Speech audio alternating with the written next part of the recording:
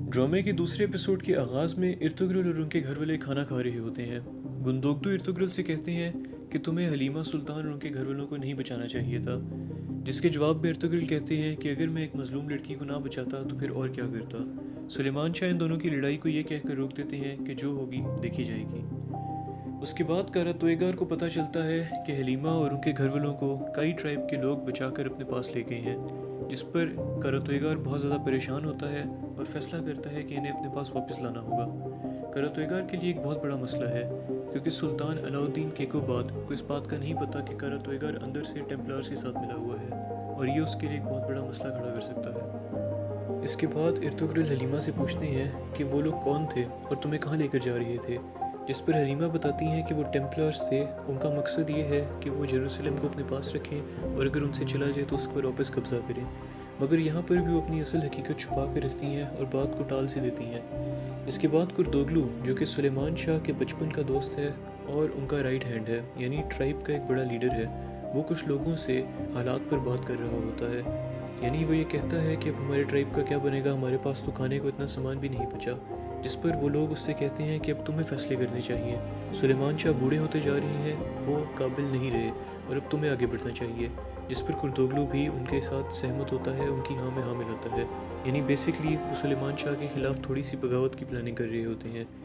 इसके बाद कबीले के बड़े लीडर्स की मीटिंग शुरू होती है, जिसमें सुलेमान शाह ये कहते हैं कि हमें यहाँ से हिजरत नहीं करनी चाहिए, यानी हमें यहाँ से माइग्रेट करके किसी और इलाके में नहीं जाना चाहिए, जिस पर कुर्दोगलू और उसके साथी सुलेमान शाह को खिलाफ जाते हैं और ये कहते हैं कि नहीं, हमें यहाँ से कहीं और चले जाना चाहिए वरना हमारे बच्चे भूखे मर जाएंगे।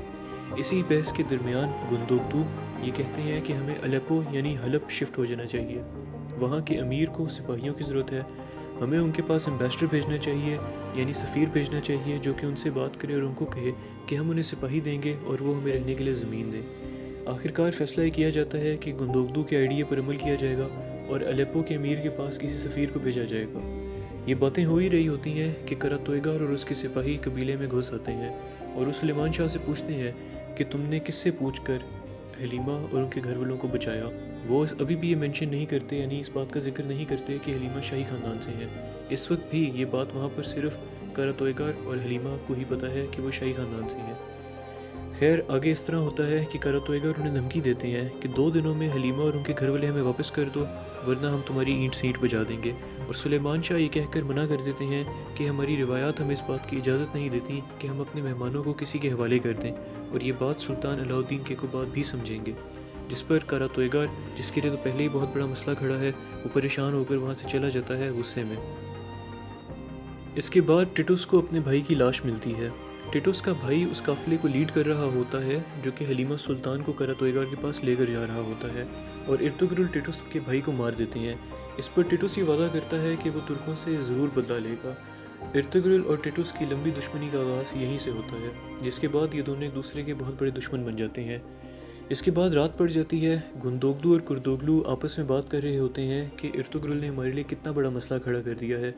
अब सल्जूक सल्तनत का मुकाबला हम किस तरह से करेंगे, जबकि हम तो एक छोटा सा कबीला है।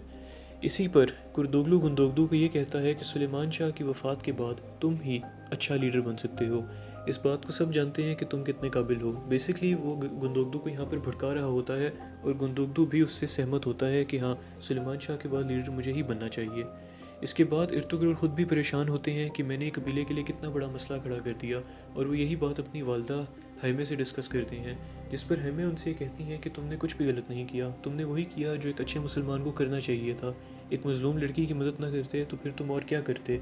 और हैमा उनसे कहती हैं कि तुम सब लोगों की बातों को सुनना बंद कर दो और अपने सीधे रास्ते पर चलते रहो।